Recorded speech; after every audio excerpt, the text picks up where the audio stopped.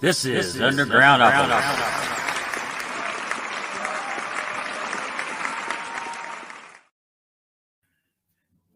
Hey, everybody, here we are.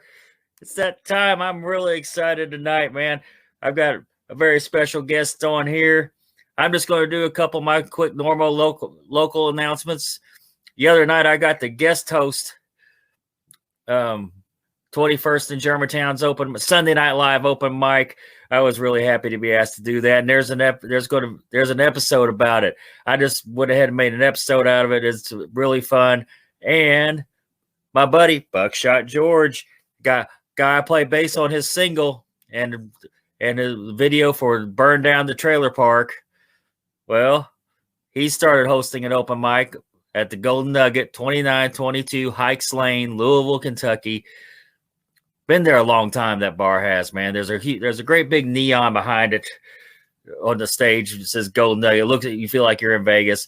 And it's Sunday night, 7 to 10. I just keep trying to get the word out for him. That's my buddy. He asked me to be in his music video, and it's the only music video I've ever been in, so that's pretty cool. Like this show, please give it a thumbs up if you're watching on YouTube, or most likely you're watching on Spotify, because I'm really focusing on Spotify right now with this show.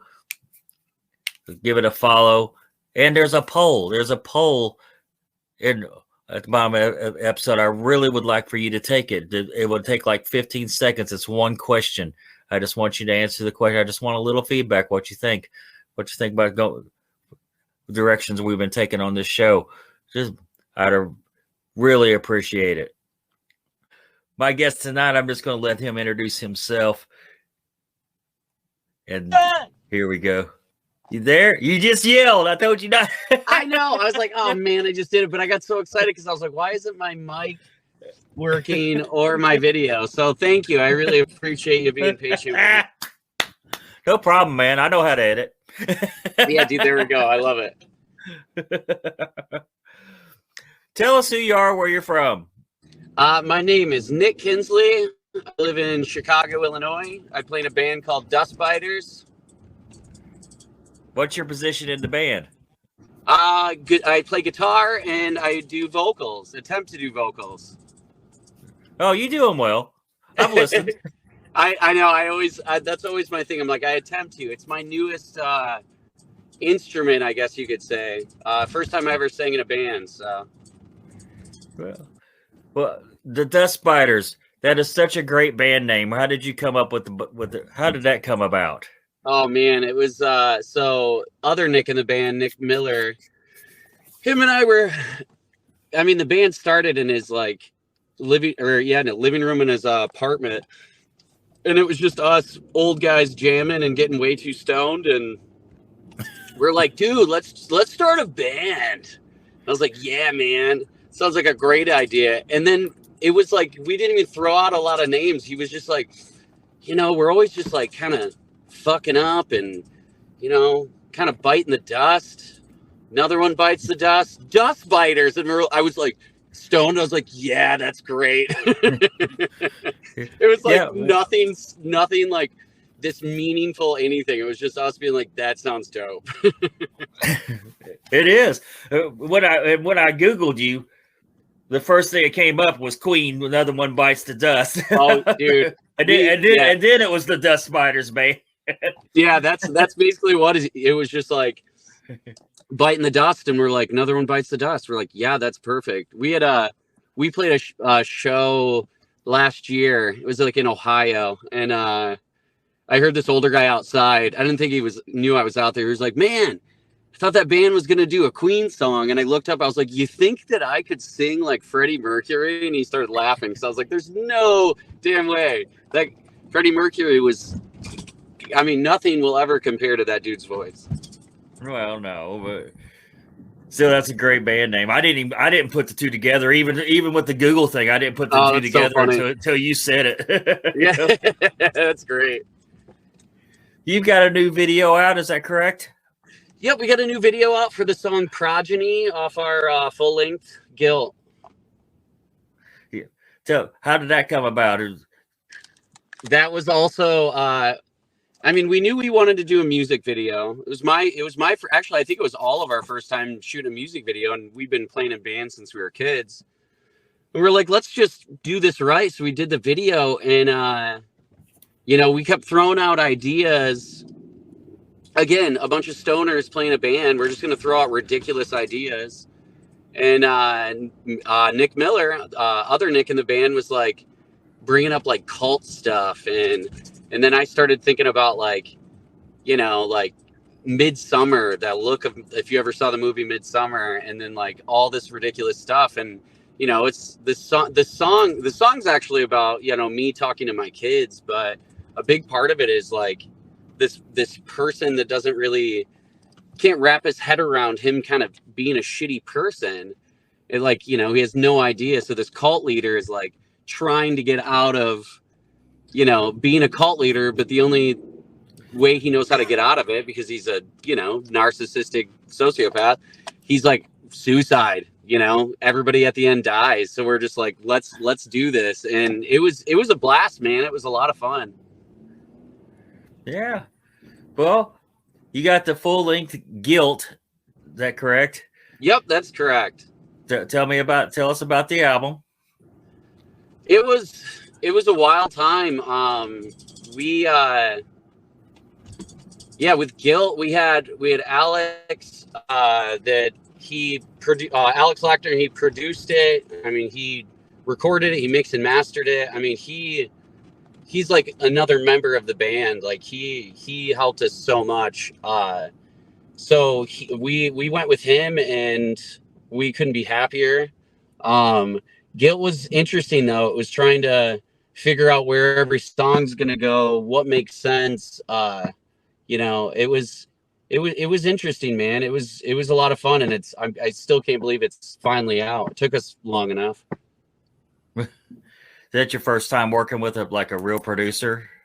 I've worked with other people in the past, but something about Alex, man, like we all just click really well with him. And for my vocals, again, just learning, experimenting from a short amount of time of doing vocals, like he helped me so much, and he pushed me.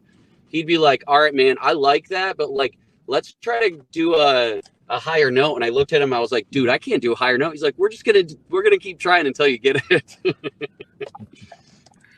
So he helped me so much. I mean, next time if we go to him or we don't, he will always be the guy, like our producer, to help, especially with my vocals, helping me get to where I need to be. Well, since it is my show, we're going to talk a little bit about my favorite song that I've heard so far, which is Goddamn Guilt. It's mine too, man. Thank you. Is it? Is there a story behind that song you can share with us? Yeah, man. I mean, that song was interesting because we didn't even know if we were going to put it on the album. I just had this idea of, I love when, aggressive bands just like randomly put like just one song, the slower song, to show this like other part of them. And I really wanted to do it. And I had I actually wrote a lot of the lyrics and the melody before I even put it to guitar, which was something different for me as well. And Goddamn Guilt's just this apology to, everyone I did shitty things to, or whatever. Specifically, the song Goddamn Guilt is about my youngest son, Finn. It's kind of my, I'm trying here kind of song.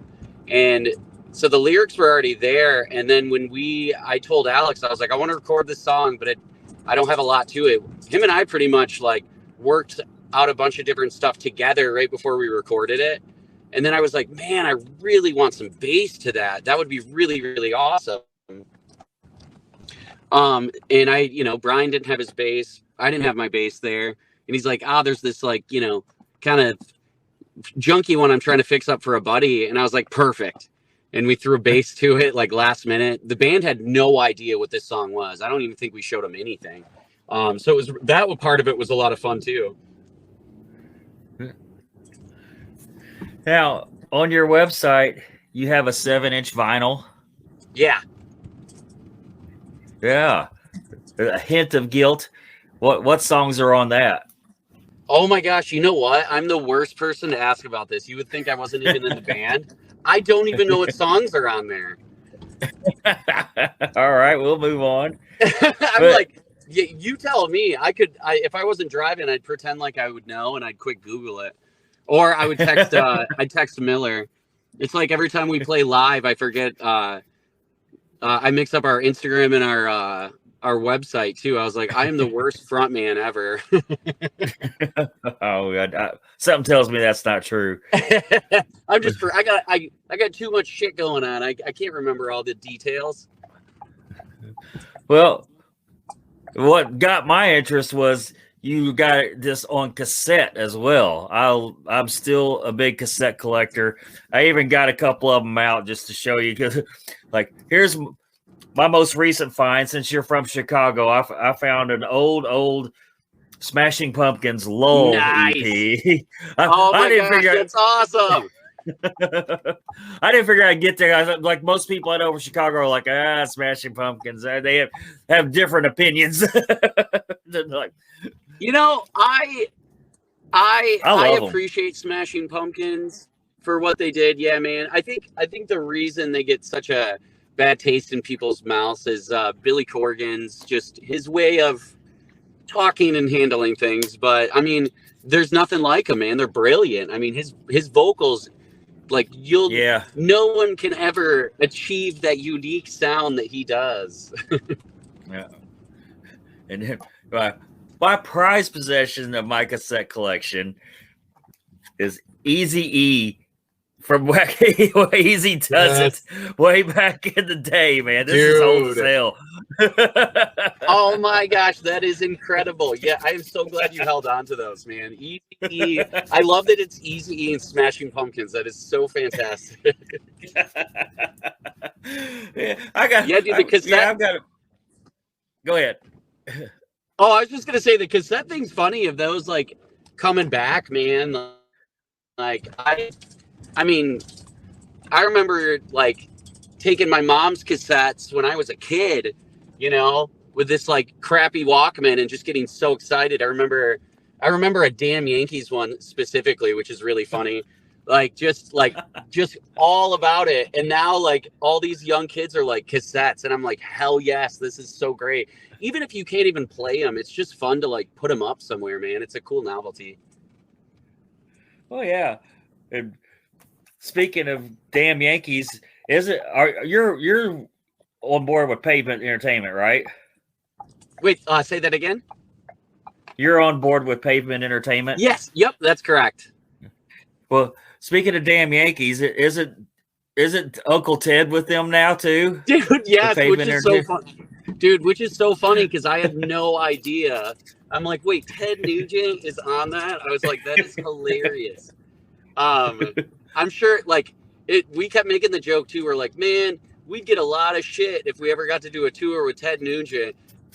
But early Ted Nugent, man, I mean, I know he's a unique individual with what he expresses to people, but man, that dude, early Ted Nugent, oh god, dude, so good.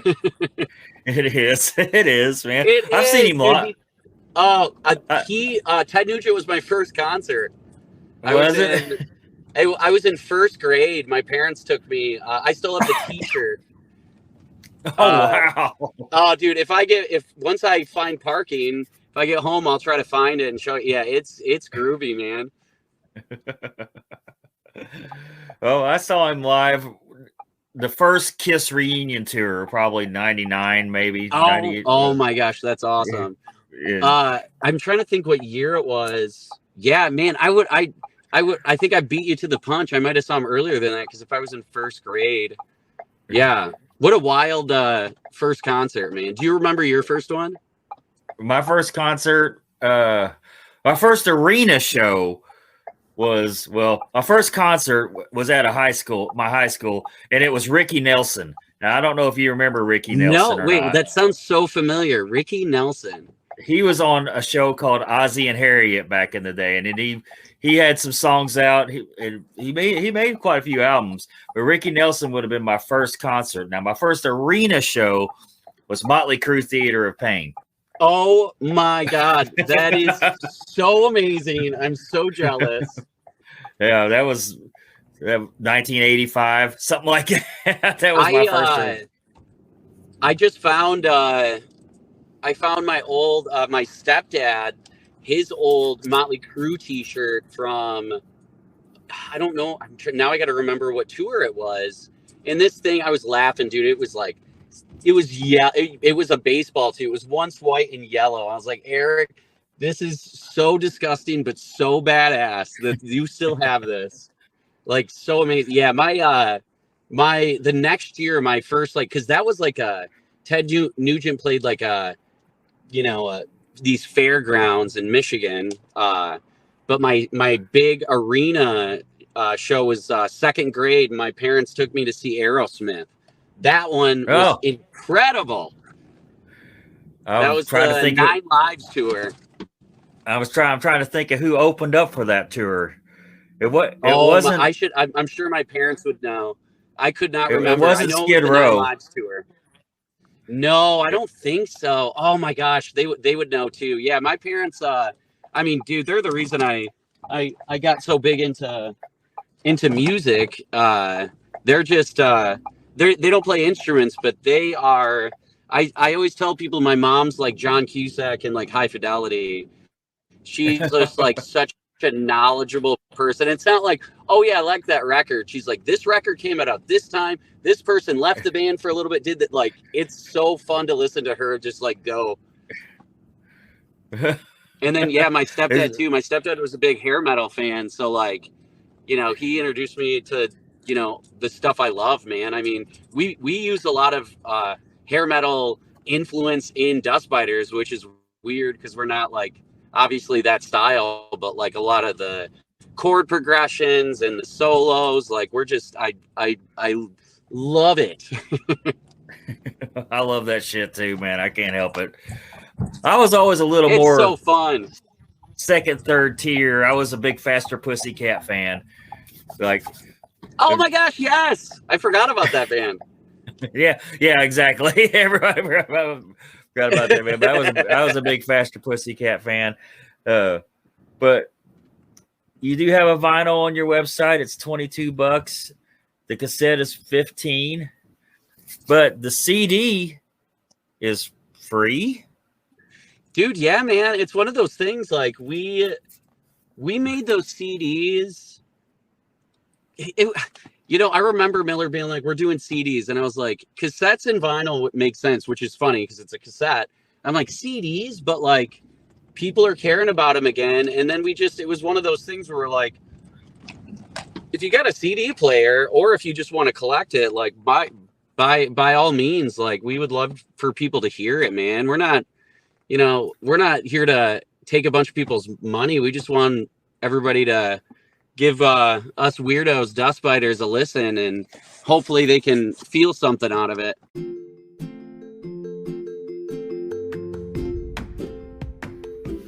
That is all our time we have for now. Thank you for listening to Undergroundopolis. Remember, we do this every Wednesday night, bringing you new and exciting artists every week. Be sure to hit up their websites and social media and stream or download their music.